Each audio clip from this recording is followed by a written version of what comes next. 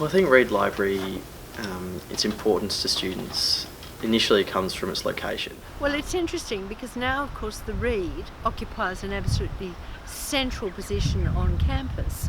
But when the university first moved down from Irwin Street in the city, the centre of gravity, if you like, was all up at the Stirling Highway end. It's unique in Australia in the way that it is totally integrated with the landscape. It certainly is one of the most beautiful places to look out from, looking onto James Oval on one side and the tropical gardens on the other. It's got a very rich history. In the early 1960s, with the expansion of the university system, dramatic increase in federal funding and consequent increase in the number of students, etc., a new library had to be built.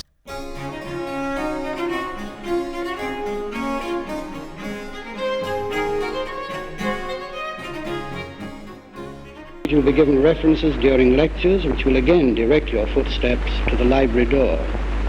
The catalogue is also near to the entrance to the general collection.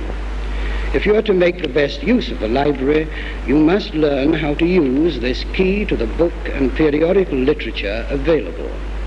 The assistants at the issue desk will explain the procedure for borrowing a book. Reid's a really central place for meeting my friends, meeting classmates, catching up on work and what everyone's been doing, through the week. So it's not just a library, it's also a social centre, and it's one of the meeting places, most important meeting places on campus.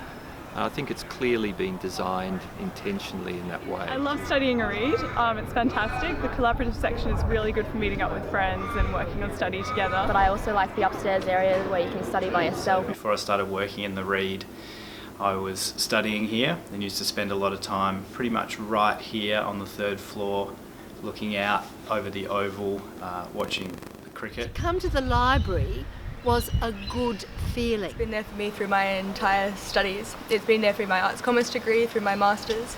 The collection is fantastic and there's just so much history in this place and so much to learn. It's undergone substantial changes from, a ground floor that was crammed full of an increasing library collection to what you see now, which is basically a transparent concourse with students working away on their laptops or on computers, sitting down in lounges. Definitely, when I started here we had the card catalogues, there was no computers. Obviously the card catalogues have all gone and now there's computers everywhere, so it's a very, very different place.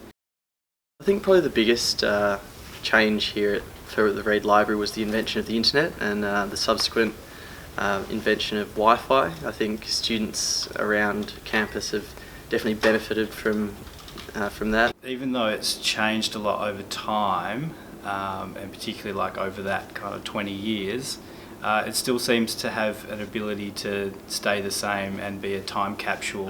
It's pretty hard to imagine what Reid will be like in another 50 years. We'll have super fast internet, we'll have holograms. And digital, I guess. It really does seem that it's going to go forward as a space for learning and people. It will still be an important meeting place. Students still need to get together. I think it'll be a fantastic place to be.